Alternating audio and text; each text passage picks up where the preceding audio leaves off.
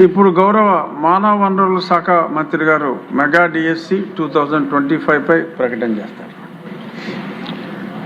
గతంలో వైసీపీ ప్రభుత్వం ఉపాధ్యాయులను మద్యం దుకాణాల ముందు నిలబెడితే మా ప్రభుత్వం వారిని సింగపూర్, ఫిన్లాండ్లకు పంపించింది అంటూ ఏపీ అసెంబ్లీలో మంత్రి నారా లోకేష్ వ్యాఖ్యలు చేశారు. కేవలం 148 రోజుల్లోనే డిఎస్సి నియామకాలను అత్యంత పారదర్శకంగా పూర్తి చేశామని స్పష్టం చేశారు. దేశ చరిత్రలోనే తొలిసారి వర్టికల్, హారిజాంటల్ రిజర్వేషన్లను డిఎస్సిలో అమలు చేశామని వివరించారు. డిఎస్సిపై నిరంతరం తప్పుడు ప్రచారం చేస్తున్నారని జగన్ పై ఫైర్ అయ్యారు. వైఎస్ జగన్ అసెంబ్లీకి వస్తే ఎక్కడైనా చర్చించడానికి తాను సిద్ధమంటూ లోకేష్ సవాల్ చేశారు. వాళ్ళ టేబుల్ పైన ప్రత్యేకంగా డిఎస్సి గురించి ఒక పుస్తకం వేసి గౌరవ సభ్యులందరూ కూడా అందిస్తాం జరిగింది అధ్యక్ష.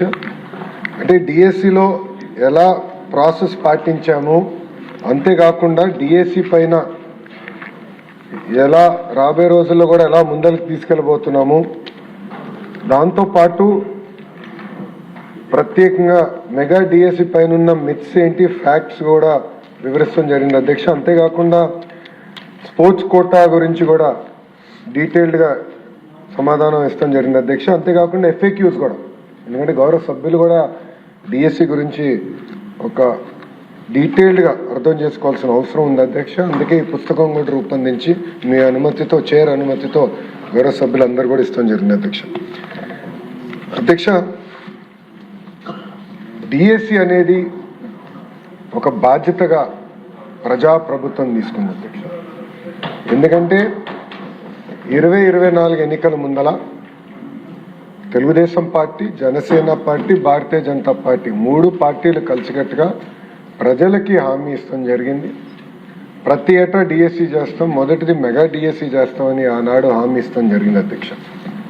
దాంట్లో భాగంగా అధ్యక్ష ఒకసారి మనం చూస్తే 2025 డిఎస్సి 16,347 పోస్టులతో మనం డిఎస్సి చేస్తాం జరిగింది అధ్యక్ష. దాంట్లో సుమారుగా 3,36,300 మంది అభ్యర్థులు దీనికి అప్లై చేస్తాం జరిగింది అధ్యక్ష. అధ్యక్ష, ఈ మొత్తం ప్రక్రియ కూడా 148 రోజుల్లో పూర్తి చేస్తాం జరిగింది అధ్యక్ష. ఇది బ్రీఫ్గా డిఎస్సి గురించి అధ్యక్ష. డీటెయిల్స్కి వెళ్లే ముందర అధ్యక్ష ఒకసారి కానీ మనం గౌరవ సభ్యులందరూ విషయం గమనించాలి అధ్యక్ష. ప్రభుత్వ పాఠశాలలో, ప్రభుత్వ సిస్టంలో మనం ఒకసారి చూస్తే తెలుగుదేశం పార్టీ ఆవిర్భావం నుంచి అనేక సంస్కరణ తీసుకొచ్చాం అధ్యక్ష. అన్నగారి నాయకత్వంలో 1983లోనే మధ్యాహ్న భోజనం పథకం మనం తీసుకొచ్చాం అధ్యక్ష. అంతేకాకుండా ఈరోజు పొద్దున గౌరవ సభ్యులందరూ కూడా మాట్లాడారు, అయ్యన పాత్రుడు గారు కూడా చెప్పారు అధ్యక్ష.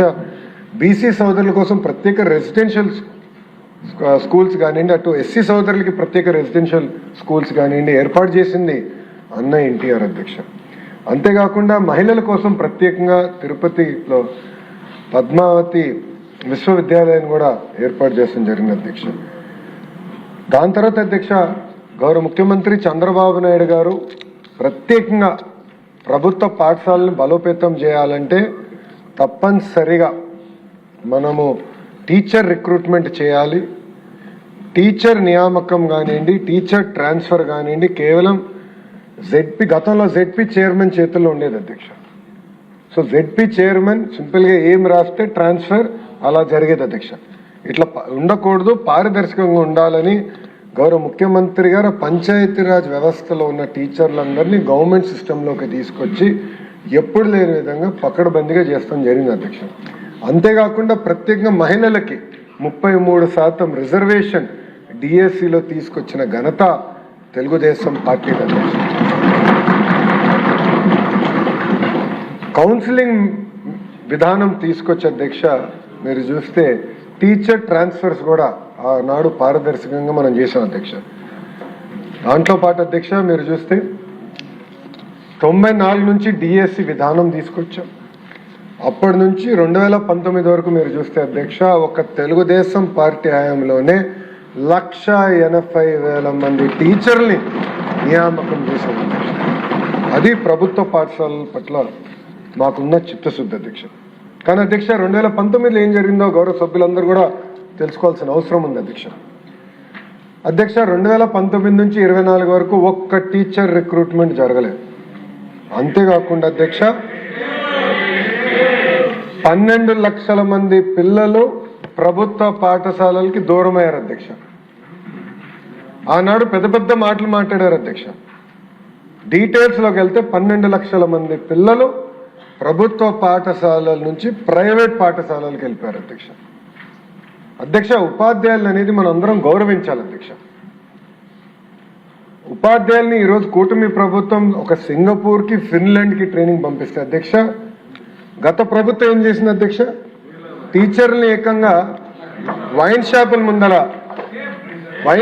ముందర పెడతాం జరిగింది అధ్యక్ష. టీచర్ ఇది మీడియాలో వచ్చింది, నేషనల్ మీడియాలో వచ్చిన ఆర్టికల్ని నేను ఈరోజు గౌరవ సభ్యులందరికీ చూపిస్తున్నా అధ్యక్ష. ఆ రోజు మనందరం చూసాం వైన్ షాపుల ముందర ఎట్లా ఉపాధ్యాయుల్ని నుంచోబెట్టారు అధ్యక్ష. అంతేకాకుండా అధ్యక్ష జియో 117 గౌరవ సభ్యులందరూ కూడా తెలుసు, ఎందుకంటే పాదయాత్రలో ఇక్కడ అందరితో నేను కలిసికట్టుగా నడిచిన వాడిని, అందరు నాతో మమేకమయ్యారు. జియో 117 గురించి చాలా డీటెయిల్గా మేము చర్చించాలి అధ్యక్ష. ఈ జియో 117 వల్ల ప్రభుత్వ పాఠశాలలు చాలా తీవ్రంగా నష్టపోయినాయి అధ్యక్ష. అధ్యక్ష మనం అందరం ఆశీర్వాదం అధ్యక్ష. మీరు చూస్తే 1 క్లాస్ 1 టీచర్ కేవలం ఒక 3 to 4% పాఠశాలలో ఉండేది అధ్యక్ష. మన ప్రభుత్వ అధికారంలోకి వచ్చిన సమయానికి కేవలం 3 to 4% పాఠశాలలోనే ఉండేది అధ్యక్ష. అధ్యక్ష ఇక్కడ అనేక సందర్భాల్లో నేను ఏ విషయం మాట్లాడినా నా యువగలం పాదయాత్ర గురించి కూడా నేను మాట్లాడటం జరుగుతుంది అధ్యక్ష. ప్రత్యేక అధ్యక్ష గౌరవ సభ్యులు కూడా ఉన్నారు, కర్నూలు పార్లమెంట్కి చెందిన వాళ్ళు. నాకు ఇప్పుడు కూడా గుర్తుంది అధ్యక్ష, పాదయాత్ర చేసినప్పుడు ప్రత్యేకంగా ఆలూరు కానివ్వండి, ఆదోని కానివ్వండి, మంత్రాలయం ఆ ప్రాంతంలో చేసినప్పుడు అధ్యక్ష 100ల కొద్ది వాహనాలు బొలేరోలో మహిళలు కింద ఉండేవారు, బల్ల పైన మగవాళ్ళు ఉండి వలసలుగా గుంటూరుకు వచ్చేవారు అధ్యక్ష. అంటే టీచర్లు లేరు, పిల్లల్ని చదువు పంపించినా టీచర్ లేని పరిస్థితి, వాళ్ళు నేర్చుకోలేని పరిస్థితి, దానివల్ల నిరుద్యోగ ఇబ్బంది, చివరికి ఉద్యోగ ఉపాధి అవకాశాలు రాక వలసలుగా వచ్చి గుంటూరులో పనిచేసి 3 నెలలు 4 నెలలు పనిచేసి మళ్ళీ తిరిగి కర్నూలుకి వచ్చేవారు అధ్యక్ష. అది నేను కల్లారా చూశాను అధ్యక్ష. ఆనాడు నేను నిర్ణయించుకున్నాను అధ్యక్ష, మెగా డిఎస్సి ఏర్పాటు చేయాలి, ప్రత్యేకంగా కర్నూలు జిల్లాకి, కర్నూలు పార్లమెంట్కి అవసరమైన టీచర్ని కేటాయించాలని ఆనాడు నిర్ణయించుకున్నాను అధ్యక్ష. గర్వంగా చెప్తున్నాను, సుమారుగా 10% మంది రిక్రూట్ అయిన టీచర్లు ఒక కర్నూలు జిల్లాకే వచ్చాం అధ్యక్ష. 10% వెళ్ళారు అధ్యక్ష. అయినా ఇంకా సరిపోద్ది అధ్యక్ష. నెక్స్ట్ రౌండ్లో కూడా ఇప్పుడు జరుగుతున్న డిఎస్సి నియామకంలో కూడా చేస్తున్నాం అధ్యక్ష. సో మెగా డిఎస్సి అన్న ఆలోచన కర్నూలు జిల్లాలో ప్రత్యేకంగా నేను పాదయాత్ర చేసినప్పుడు నాకు వచ్చింది అధ్యక్ష. అధ్యక్ష ఇక్కడ చూస్తే అధ్యక్ష రిక్రూట్మెంట్కి వచ్చేగల 16,347 టీచర్ పోస్టులు మనం రిక్రూట్ చేసాం అధ్యక్ష. దీనికి మీరు చూస్తే 3,36,300 క్యాండిడేట్స్ 5,77,675 పోస్టులకి వాళ్ళు అప్లై చేస్తాం జరిగినది అధ్యక్ష. గౌరవ సభ్యులు గమనించాల్సిన విషయం, 154 ఎగ్జామినేషన్ సెంటర్స్ ఏర్పాటు చేశాం. ఆ డీటెయిల్స్ కూడా వస్తాను అధ్యక్ష. దాంట్లో 19 అవుట్ ఆఫ్ స్టేట్ సెంటర్స్లో కూడా ఏర్పాటు చేస్తాం జరిగింది అధ్యక్ష. 42,000 ప్రశ్నలు, క్వశ్చన్ బ్యాంక్ 42,000 క్వశ్చన్స్ తయారు చేసాం అధ్యక్ష 13 సబ్జెక్ట్స్కి. అంతేకాకుండా అధ్యక్ష మీరు చూస్తే ఈ ప్రక్రియ మొత్తం పూర్తి చేసి 148 రోజుల్లో పూర్తి చేసి 15,941 మంది టీచర్లకి ఒక పెద్ద కార్యక్రమం పెట్టి గౌరవ ముఖ్యమంత్రి గారి నాయకత్వంలో వాళ్ళకి ఆర్డర్స్ ఇచ్చిన ఘనత ఒక కూటమి ప్రభుత్వాన్ని అధ్యక్ష. టెస్ట్ చూస్తే అధ్యక్ష 24 రోజుల్లో 89 టెస్ట్ సెషన్స్ నిర్వహించాం అధ్యక్ష. అధ్యక్ష మాకు అనేక క్వైరీస్ కూడా వచ్చినాయి అధ్యక్ష, ఎందుకంటే మేము ఒక రిడ్రెసల్ మెకానిజం కూడా ఏర్పాటు చేసుకుని ప్రత్యేకంగా టెట్ పైన కానీ డిఎస్సి పైన కానీ అభ్యర్థులకి ఏమైనా ప్రశ్నలు ఉంటే దానికి సమాధానం చెప్పేదానికి ప్రత్యేకంగా ఒక సెల్ ఏర్పాటు చేసి సుమారుగా 33,830 ప్రశ్న సమాధానం చెప్పాం అధ్యక్ష. అది క్వైరీస్. గ్రీవెన్సెస్ 11,135 గ్రీవెన్సెస్ వస్తే అది వేరియస్ లెవెల్లో మేము రివ్యూ చేసి అది డిస్పోజ్ చేస్తాం కూడా జరిగింది అధ్యక్ష. అంతేకాకుండా అధ్యక్ష ఈరోజు ప్రజాప్రభుత్వంలో ప్రజలకి స్వేచ్ఛ ఉంది, ఎవరికైనా సిస్టమ్ని ప్రశ్నించే హక్కు ఉంది. అందుకే మీరు చూస్తే కొంతమందికి భిన్న అభిప్రాయాలు ఉండొచ్చు, అందరూ ఏకాభిప్రాయంగా వస్తారని నేను అన్ను. భిన్న అభిప్రాయం ఉన్న క్యాండిడేట్లు కూడా కోర్టుకు వెళ్ళి సుమారుగా 336 కేసులు కోర్టులో ఫైల్ చేశారు కూడా. దాని గురించి కూడా నేను వివరాలు ఇస్తాను జరుగుతుంది అధ్యక్ష. మీరు ఒక్కసారి చూస్తే అధ్యక్ష 148 రోజుల్లో 12 స్టెప్స్ ప్రజాప్రభుత్వం చేసింది అధ్యక్ష.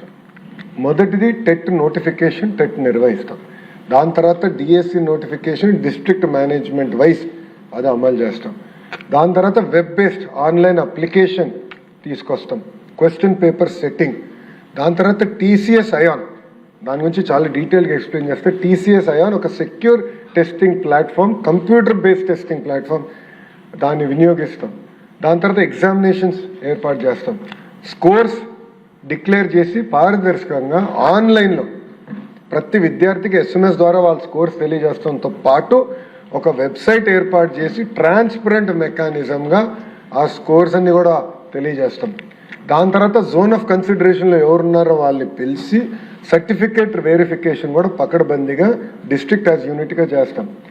9వ పాయింట్ అధ్యక్ష, very important point, vertical horizontal reservation అధ్యక్ష. గతంలో డిఎస్సీలు ఎందుకు నిలబడలేదంటే కోర్టు చాలా స్పష్టంగా వర్టికల్ అండ్ హారిజాంటల్ రిజర్వేషన్ చెయ్యాలి అని చాలా స్పష్టంగా చెప్పింది. దానికి తగిన జడ్జిమెంట్లు కూడా ఉన్నాయి. ఫస్ట్ టైం అధ్యక్ష నాకు తెలిసినంత వరకు భారతదేశ చరిత్రలో వర్టికల్ హారిజాంటల్ రిజర్వేషన్స్ డిఎస్సిలో నిర్వహించిన ఏకైక ప్రభుత్వం ఎన్డీఏ ప్రభుత్వం అధ్యక్ష. పకడ్బందీగా నిర్వహించింది. 10th point grievance redressal mechanism ఎలా ఏర్పాటు చేసాం గౌరవ సభ్యులు కూడా చెప్తా. మళ్ళీ ఫైనల్ సెలక్షన్స్ అపాయింట్మెంట్స్ ఎలా జరిగింది, లాస్ట్ వచ్చేగల కోర్ట్ కేసెస్, పెండింగ్ కేసెస్ ఎన్ని ఉన్నాయి, ఎన్ని క్లియర్ అయింది కూడా గౌరవ సభ్యులకు నేను తెలియజేస్తాను జరుగుతుంది అధ్యక్ష. మీరు చూస్తే టెట్ నోటిఫికేషన్కి వచ్చేగల అధ్యక్ష, ఇది చాలా స్పష్టంగా National Council for Teacher Education guide lines ఇచ్చింది అధ్యక్ష. గైడ్ లైన్స్లో compulsory TET qualified teacher qualification ఉండాలి టీచర్స్కి, బోత్ ప్రభుత్వ పాఠశాలలో ప్రైవేట్ పాఠశాలలో కూడా ఉండాలని చాలా స్పష్టంగా చెప్పారు కనుక టెట్ మ్యాండేటరీ చేసి 20% టెట్ మార్క్స్కి వెయిటేజ్ ప్రజాప్రభుత్వం అందిస్తాం జరిగింది అధ్యక్ష.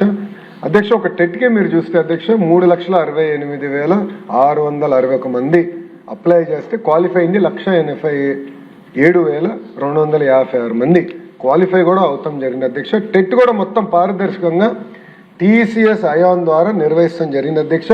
అంతేకాదు అధ్యక్ష, ఇప్పుడు కూడా ఈ డిఎస్సి కూడా ఈ సంవత్సరం చేయబోయే డిఎస్సి కూడా టెట్ పూర్తి చేశాం అధ్యక్ష. టీసీఎస్ అయాన్ ద్వారా టెట్ పూర్తి చేశాం, పారదర్శకంగా చేశాం అధ్యక్ష. ఎక్కడ ఎలాంటి టెక్నికల్ ప్రాబ్లం లేకుండా, ఎక్కడ ఎలాంటి లోటుపాటు లేకుండా పకడ్బందీగా టెట్ నోటిఫికేషన్ మనం నిర్వహిస్తాం జరిగింది అధ్యక్ష. ఇక్కడ చూస్తే టెట్ అయిన తర్వాత అధ్యక్ష ప్రత్యేకంగా డిఎస్సి నోటిఫికేషన్ అధ్యక్ష.